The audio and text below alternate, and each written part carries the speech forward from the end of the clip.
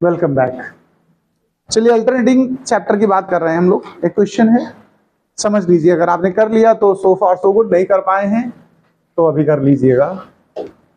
मैं एक्सप्लेन करने जा रहा हूं आपको।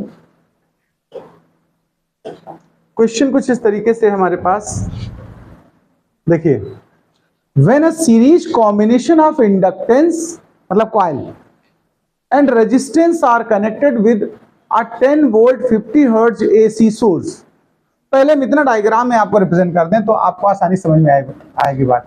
देखिए, एक इसने सबसे पहले क्या बोल दिया हमसे, कॉइल इंडक्टेंस, और एक क्या बोल दिया, रेजिस्टेंस। इनको कंबाइन किया गया है एसी सोर्स के साथ। एसी सोर्स के लिए हम लोग ऐसा सिंबल बनाते हैं। अच्छा, ये एक्सेल है। अगर रेजिस्टेंस इसका यूज करोगे, इसका रेजिस्टेंस क्या बोलेंगे हम लोग, आर। और इसका जो वोल्टेज गिवन है क्वेश्चन के अकॉर्डिंग वो 10 वोल्ट, और फ्रीक्वेंसी आपको गिवन है 50 हर्ट्ज। यहां से जो करंट विड्रॉ हो रही है अकॉर्डिंग टू क्वेश्चन, वो 1 एम्पियर की करंट विड्रॉ हो रही है। देखते जाना जरा बात को। A current of 1 ampere flows in the circuit. The voltage leads the current by a phase angle π/3। देखिए, फेज डिफरेंस जो तुम्हें गिवन है क्वेश्चन में, वो कितना गिवन है भैया जी, π/3 या 60 डिग्री, कुछ भी कह सकते हो आप। ठीक है।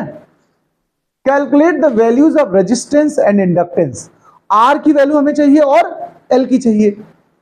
आपको बता दें जानकारी के लिए, जो tan फाई होता है फेज एंगल, अगर आप, ये सर्किट कौन सा है, सर्किट को पहले पहचान लो आप। LR सर्किट है। LR सर्किट के अगर हम लोग फेजर डायग्राम से ही बताते, ये करंट की डायरेक्शन होती, ये VR की डायरेक्शन होती, और ये VL की डायरेक्शन होती। ये तो याद होगा आपको थ्योरी से। इसका रिजल्टेंट V जो होता है वो ध्यान रखिएगा, पैरेललोग्राम के हिसाब से यहां पर होता कि नहीं होता, बताओ। इसी एंगल को तो फाई बोलते हो, इस एंगल को I और V के वर्सेस जो एंगल होता है, यही वैल्यू गिवन है तुमको π/3। और यहां से अगर tan फाई की बात करो, ये अगर VL है तो ये भी तो VL होगा। तो tan फाई की अगर हम बात करें तो किसका किसका रेशियो बन जाएगा, यहां से बताओ, VL/VR। इतना सेटिस्फाइड है आपके, नहीं बताइए इस क्वेश्चन में। tan फाई 60 डिग्री रख लीजिए, π/3 रख लीजिए, तो क्या निकला, VL/VR। तो फिर इसकी वैल्यू कितनी होती है, √3 VL/VR। तो देखो ध्यान रखना, VL की जो value I √3 times of the VR। यहां तक आप समझ पाए कि नहीं समझ पाए, बताओ। फेजर डायग्राम से अगर रिजल्टेंट V की बात करूं मैं, V resultant, V square is equal to VL square plus VR square. ये सीखा था आपने कि नहीं सीखा था, बताओ। मैंने कहा था वोल्टेज, यानी फेजर डायग्राम में वोल्टेज को हम एज ए वेक्टर इमेज करेंगे, तो ये फॉर्मूला होता है कि नहीं होता है। यहां क्वेश्चन में टोटल वोल्टेज कितना अप्लाई किया गया है, 10। टोटल वोल्टेज कितना अप्लाई किया गया, 10। और VL की वैल्यू कितनी है, √3 टाइम्स ऑफ VR। तो जब स्क्वायर करोगे तो क्या हो जाएगा, 3VR हो जाएगा, और ये पहले से VR था। टोटल 4VR हुआ कि नहीं स्क्वायर, बताओ। और इधर 100 बन जाएगा कि नहीं, बताओ। तो VR square is equal to 100/4 या फिर 25। तो जो VR आया वो कितना आ गया, बताओ पहले मुझे, 5 वोल्ट। इतना ही VL को मिल गया होगा भाई। टोटल 10 खैर छोड़ो, मैं उससे मतलब नहीं है अभी तो मतलब इसी से वाला है। VR निकल आया कि नहीं निकल आया, बताओ मुझे एक्चुअल में एक्सेल पहले चाहिए, फिर L निकल आएगा और R। तो देखो सीरीज में दोनों में करंट सेम जाएगी कि नहीं जाएगी, बताओ। जो करंट एक्सेल के पास होगी वही R के पास। R का वोल्टेज में पता चल गया कि नहीं पता चल गया, बताओ। और करंट को हम लोग यूज कर लेंगे। देखो हम लोग यहां पर करंट 1 एम्पियर की तरह अगर इस्तेमाल करके सॉल्व करें, देखो जरा, V is equal to IR जैसा कॉन्सेप्ट। अरे यार भाई, मक्खी बहुत डिस्टर्ब कर रही है। तो V is equal to IR के हिसाब से VR is equal to I into R बनेगा कि नहीं बनेगा, बताओ। I 1 एम्पियर है, तो R सीधा किसके इक्वल आ गया, बताओ, VR के। और VR कितना था, 5। तो ये 5 ओम आ गया R के नहीं, बताओ। Resistance of the circuit find हो गया। अच्छा, रेजिस्टेंस निकालने के बाद हमारा टारगेट है पहले एक्सेल निकालना, फिर उससे L निकालना। ठीक है।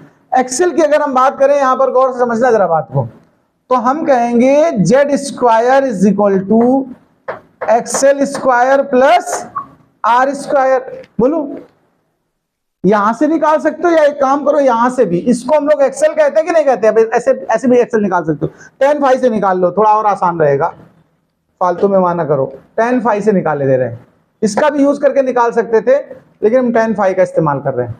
दोबारा से tan phi लगा लो, tan phi is equal to XL upon are.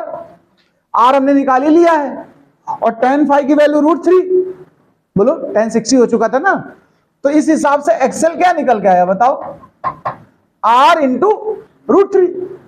tan 60 यहाँ π/3 रखेंगे जब, और r कितना है 5, तो एक्सेल कितना आ गया 5√3। एक्सेल निकला। एक्सेल क्या होता है? ओमेगा एल, और ओमेगा क्या होता है 2πf। 2πfl is equal to 5√3। तुम्हें एल मांगा है क्वेश्चन ने, तो एल इज इक्वल टू 5√3 की वैल्यू 1.732 अपान में 2 और पाई की वैल्यू 3.14, एफ की वैल्यू 50 गिवन है क्वेश्चन में, हमें तो एल चाहिए ना। इसको आपको सिंप्लीफाई करना है। देखो नीचे तो सीधे 50 इंटू 2 करके कितना हो जाएगा 100। 100 जब 3.14 मल्टीप्लाई करोगे तो 314 हो जाएगा, और ऊपर 5 से मल्टीप्लाई कर लो, बस इसको सॉल्व करना है, तुम्हारा काम बचा है।